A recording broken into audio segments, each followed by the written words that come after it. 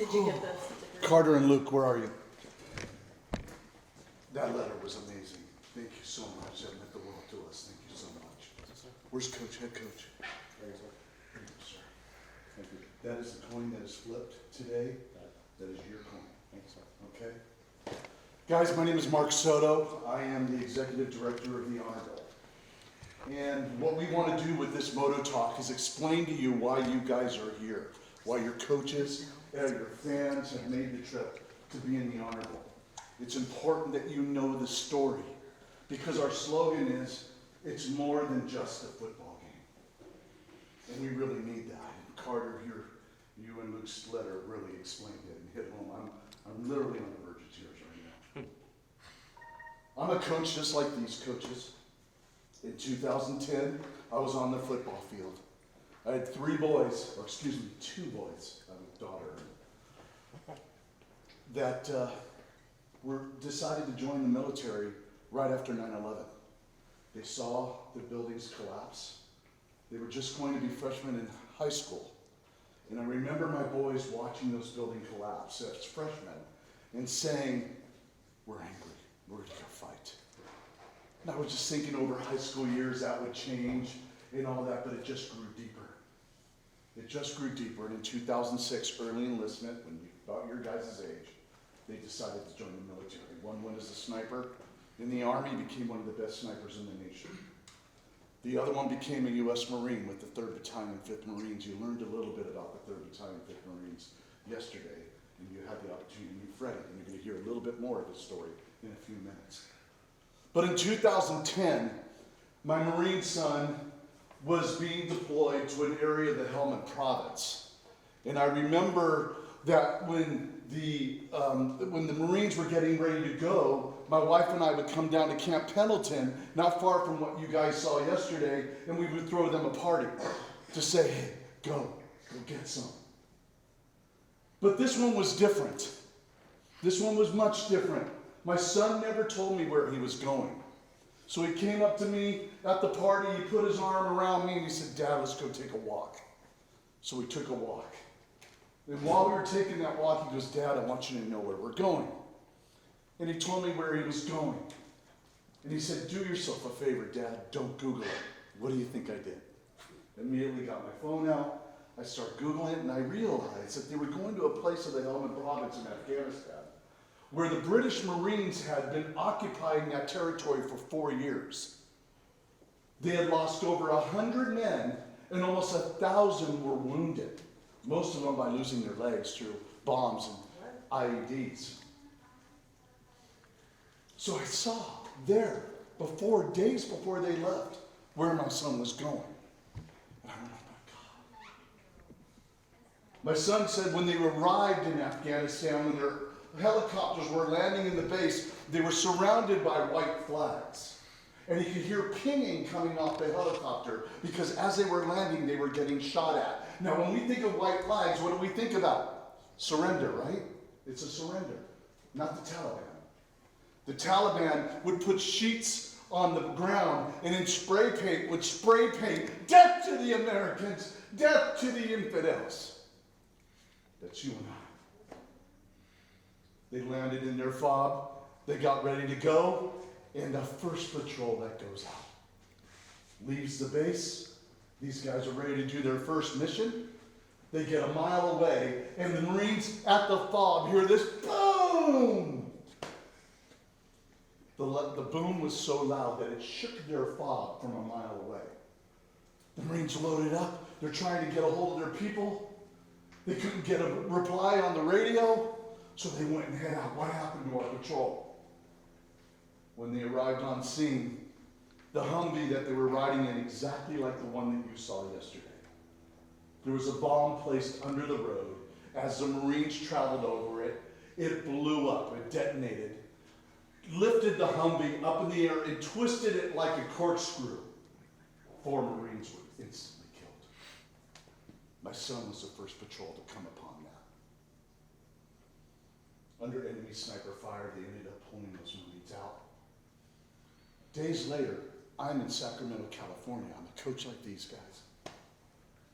And a neighbor calls me and says, Coach, I think something happened next door. Something happened next door at my house, in my neighborhood, and I heard screaming, and I saw Marines arrive in their dress blues, and I don't think it's good, Coach. And I called the family, and that's when I learned that their son had been killed. Their son was a gentleman by the name of Victor Dew. Victor Dew played football for me. I got to know the family as they went to go get their son from Dover, and they brought their boy home in a flag-draped coffin. And they gave me the honor and asked me to eulogize their son. It was the greatest honor I've ever had in my life. We buried him. I saw him lowered into the ground. And days later, I get a call on a satellite phone. And when a satellite call comes across, you hear this. It's not a really clear call, but I realized what it was, and I knew it was possibly my son calling me. Dad, Dad, Dad, Dad. My colonel tells me that there was a coach that said the eulogy for Victor Dew. Coach, was that you, Dad? Was that you? I said, yes, son. That was me. I did it. He goes, Dad, I was there. I pulled him out of the vehicle. Life-changing. Life-changing. As a football coach, I had to do something. I had to do something for these guys that were coming home with no legs.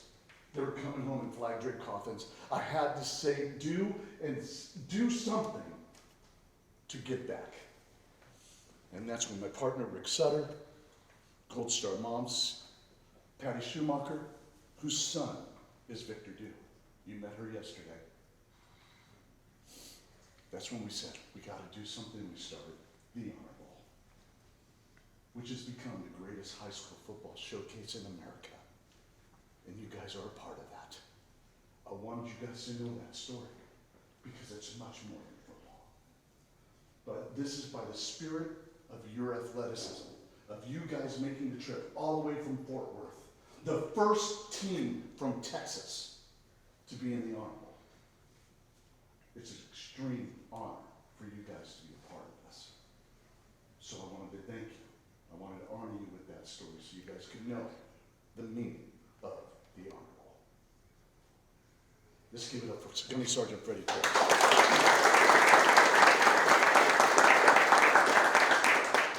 Good morning, good to see you all again. I'm going to say it again until my face is blue. Thank you for playing in honor of the 25, for Victor Dew, for Sergeant Matthew Abata, for Lions Football Urban Ceniceros, that I gave you a story yesterday. So thank you for honoring them by coming out here from Texas and playing. I shared a story with you yesterday that was near and dear to my heart, and I want to share another one with you that you can use, challenge adversities, roadblocks that you face, whether it's in the football field or whether it's at home, parents, relationship, whatever it is, that'll help you get through this. Another story that means a lot to me, another individual, I'm going to just fast forward to December 30th of that third deployment that I was on, staying in Afghanistan, 30-time 5th Marines, December 30th, 2010. There was an individual that was out on a patrol again, 4 hours, or on their way back to the patrol base, and as they're making entry, another roadside bomb goes off, an IED, an improvised explosive device, goes off on the back of that patrol as they're making entry into their patrol base. Luckily, that roadside bomb, that IED, didn't go off all the way. Only a portion of it went off. It shattered that Marine's foot, his ankle. They got him in a truck, got him in a helicopter, brought him stateside. Thankfully, he's good. Now, because that IED didn't go off all the way, that bomb didn't go off all the way, that squad still had to go out there, put a stick of C4 demolition on it and blow the rest of it, or else the Taliban would grab it and reuse it. So the squad goes back into the patrol base. A team of 4 goes out with a stick of demolition. They place it on the spot where the bomb is. They're getting ready to blow it. As those 4 Marines are walking away, pulling the cord to blow it, Taliban ambushes from this direction. As they're walking away, the sergeant, the squad leader, takes 2 rounds and gets hit. When they ambush, the squad leader runs in the direction of fire, picking up his rifle, suppressing the enemy again. Now, he ran that direction. There was a little divot, a little wash with the wall waist high where he can take cover and fire back at the enemy. Once he runs there about 20 meters, falls on his back, looks down, and he realizes lower portion of his body is red, completely filled with blood. He looks up to his left. Here comes one of the team members, one of the 4 that was out there running towards him. As he gets there, that team member gets his scissors out, cuts his pants off, and he sees blood gushing out from his left leg. Slaps gauze into the hole, puts a tourniquet on, tightens it up, almost bleeds out. That team member calls the rest of the squad out. They bring out a stretcher. They put the squad leader on, and they start carrying him out. That squad suppresses back the Taliban, but as that stretcher is getting carried out, the sergeant that's on the stretcher reaches up to his best friend, another one carrying him out, and these are the last words he said. "Tell my mom I love her, and tell my boys I'm sorry." He held his hand and he said, "Tell my mom I love her, and tell my boys I'm sorry." Those were the last words that were said on the battlefield before they put him in the truck, they put him in a helicopter, and brought his body stateside. Now, let me tell you the second half of that story that you can use out on the football field, out on your life, whatever it is that you're going through. That sergeant, that squad leader made it back here to San Diego, Balboa Hospital. But when he got here January 2011, they told him that his leg was going to get amputated, that his career was over, he was getting a medical retirement, and that he was never going to be able to walk or run the same way again. The squad leader took things a little bit different, and he took it as a challenge. That was an adversity he faced. In January 2011, the battalion was getting back April 2011. 3 months later, he took a challenge, and he said by the time that squad gets back, the battalion gets back, and they land at March Air Force Base an hour north from here, he was going to be standing there on the tarmac waiting for a squad that saved his life, standing ready to hug them. Let me tell you right now, April 15, 2011, when that plane landed at March Air Force Base, that staircase came down. I was standing there at the bottom of that staircase, ready to receive my squad, ready to take them on a run the next day after I was told that my leg was getting amputated, after I was told that my career was over, after I was told that I would never run and walk the same way again. And I stand here in front of you today, able to run, able to walk with my career, after I was told that I wasn't. So how does that relate to you playing the game of football? It's not easy going out there taking a hit. It's not easy out there getting injured, playing through an injury, playing through pain. It's not easy navigating this life and what you go through in this time and age, and we talked about it a little bit yesterday. But you have the chance, and I'll hit it again, when you fail at something, when you face adversity, to either accept it, let it get you down, or you have the option of learning from it, taking the challenge head on, and doing great things with it. I used to think that was luck. I used to think that was coincidence. I used to think that I trained my squad so dang well that they saved my life. And I was a fool from it. Because that wasn't luck. That wasn't a coincidence. That was God keeping me alive, keeping me in place for the right place or for the right reasons. Because now I stand in front of you today with a testimony that God kept me alive for a reason. Kept me alive so I can share my story, that hopefully it hits one of you, at a minimum just one, and it was worth it. So again, when you're out there and you're facing these challenges, think about Sandy, think about my story. It's not to highlight my story, it's to highlight God, who kept me around. And that'll do the same thing for you. Thank you for what you do. This means a lot to my myself and everybody that has gone before us, I talked about it yesterday, not just for me, but those that have gone before us, to do what we do with our freedoms and with our rights. Good luck out there. God bless you and thank you. Ready, sir? All right, guys. All right, some housekeeping. Coach, who is going to have the honor of carrying the flag through the tunnel? Tucker Howell. Where's Tucker? All right, Tucker. God bless you, buddy. All right. So you will be the first man through the tunnel, and when we announce you, right, with all the hoop and all the media, right, you're going to be carrying that flag. So you're going to fill into the tunnel, the smoke will start, all that. I want you to have fun with it. You're going to have that flag, whoop it up, okay? Get some good pictures out of that, all right? And then you guys will enter the field. Post-game, one of you will be getting the character award winner, and that is picked by the coach. He will pick who is the character winner. That was the guy that gives them the best performance in regards to the character, brotherhood, that type of stuff. The MVP is chosen by the media here in attendance, and we have several here that will vote who is the MVP. And then after that, we will be handing your coach the 2023 Honor Bowl Championship Trophy, okay? You got it? You got it?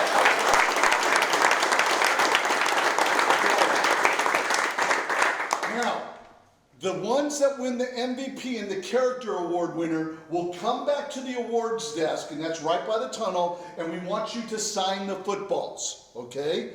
After that, you, the head coach, will sign the helmets, okay? Those are sponsor gifts that go out to our sponsors, and they love them. They're literally helmets and footballs all over the country, all right? And there is a piece of art that this man, Chief Joe, created. We're going to ask you to put a screw into that art, because that is memorializing the 2023 Honor Bowl. That art, piece of art, will be going to Levi Stadium and hanging with John Litch, because the 49ers are our presenting sponsor. So I want you to know that happens immediately after the game, okay? There are decals here. These are decals that commemorate the Honor Bowl. We ask you to put one of these on every one of your helmets, right?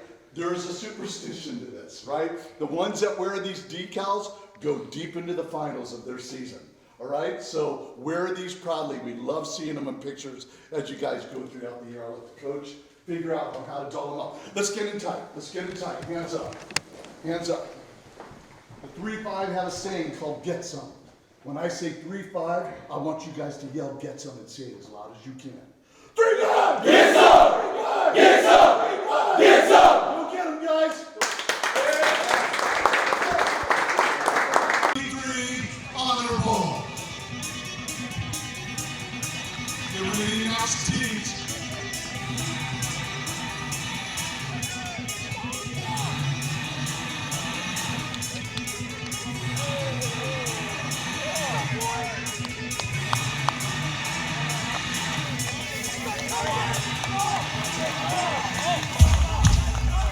Ladies and gentlemen, head coach Pat Morrison. This is the Trinity Valley Trojans!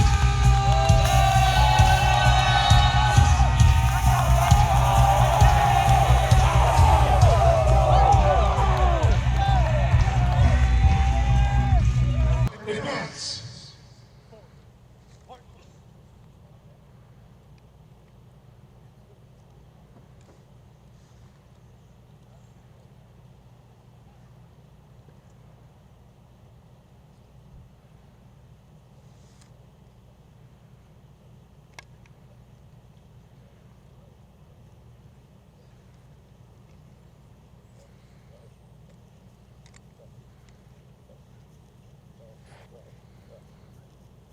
Coco. Hope.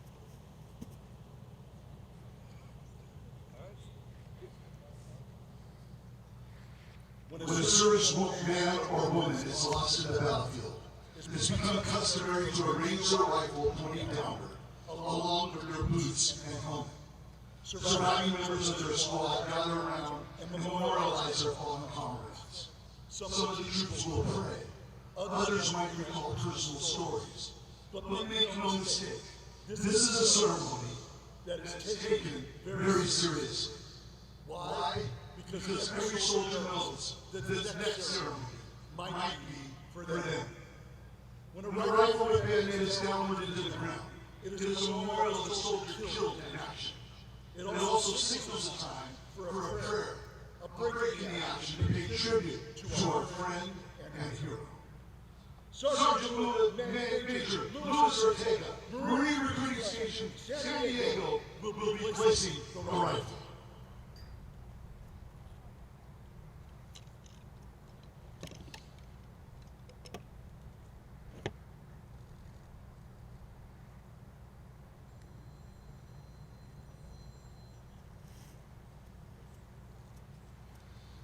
Combat boots represent the final march of the soldier's last battle. Placing the boots is U.S. Navy Chief Petty Officer Joe Fasano, active duty reserves, creator of Fasano artistry.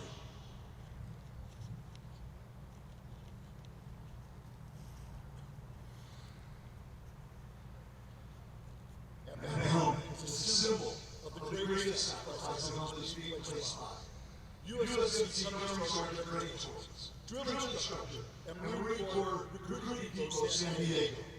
Gunnery Sergeant Torres is a Purple Heart recipient, was wounded in action in Helmand Province, Afghanistan, 2010.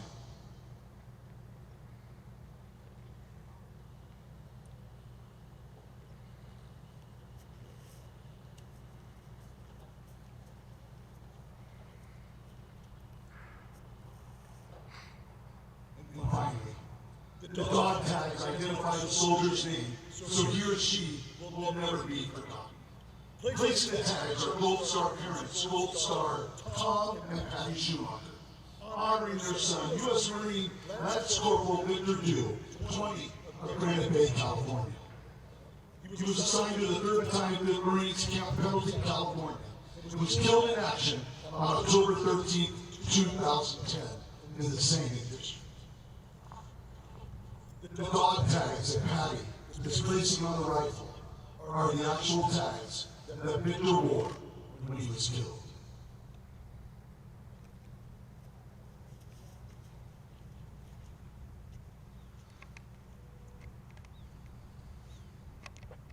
Now, ladies and gentlemen, while you're still standing, our Gold Star families and military members are centered on the 50 yard line.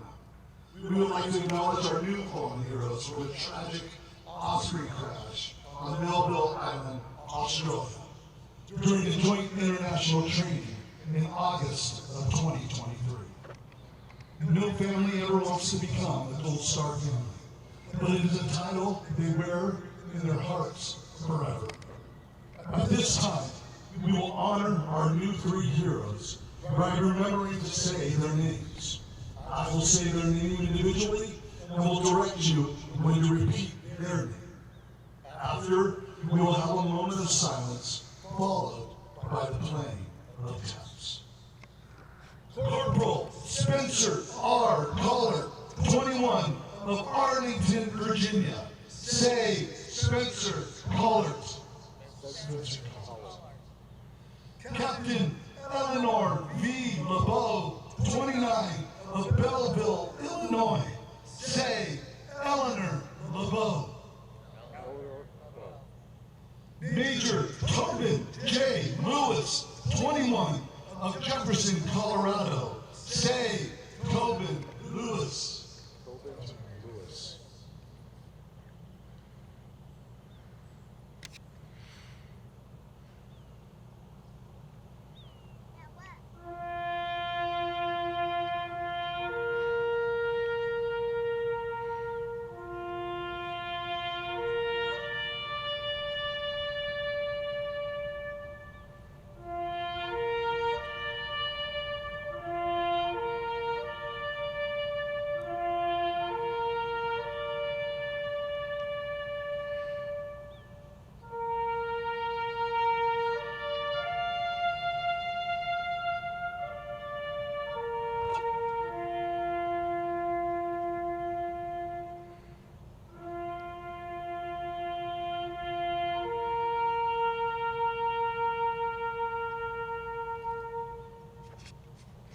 Present arms.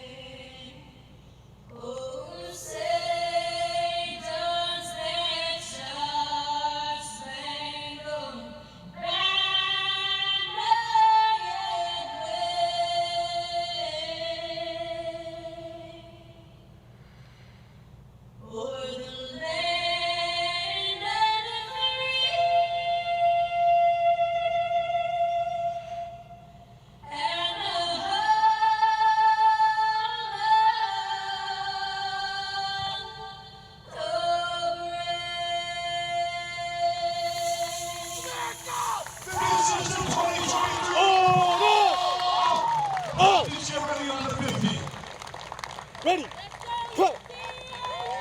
Count 'em up. 1.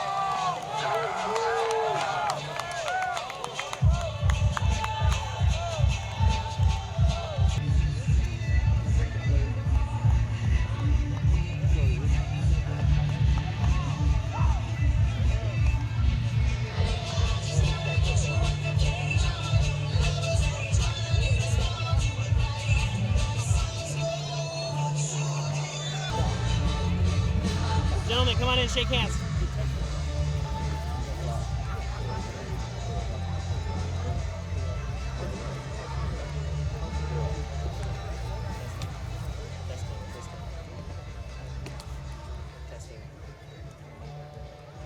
Testing. Gentlemen, congratulations on being today's captains. As captains, we expect you guys to be leaders on the field, help each other out, and hopefully nobody gets hurt today, and everybody plays next week. Trinity Valley, you guys are a visiting team here and call the toss. This is heads. It's tails. This is heads. It's tails. What's your call? Tails is the call. It is heads. University is elected to receive. Which way do you guys want to go? Okay, please line up in front of Mr. Weiser. Just line up this way. Facing the building. City will receive, city will receive. Come on in, shake hands, fellas. Let's have a great game.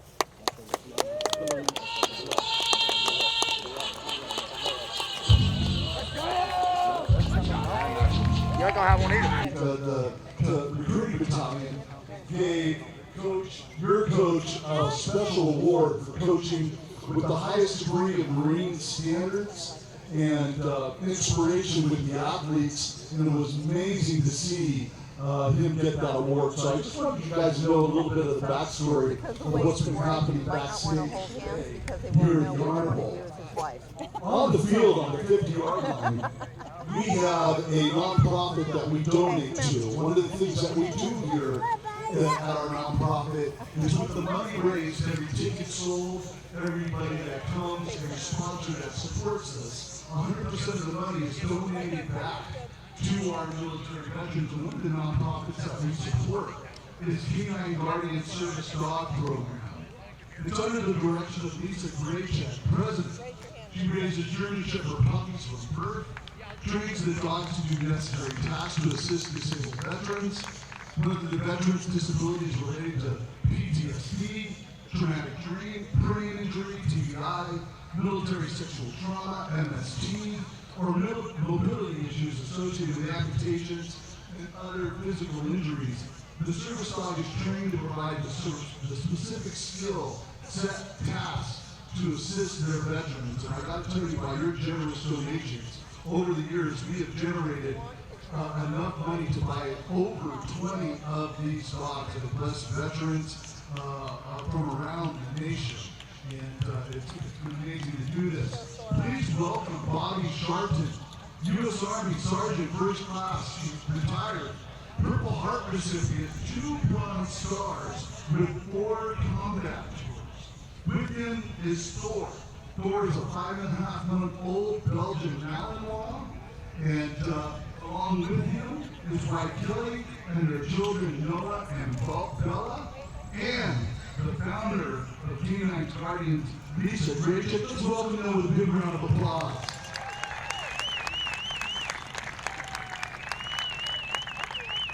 So once again, let me just remind you, 100% of what is generated here goes back to military veterans.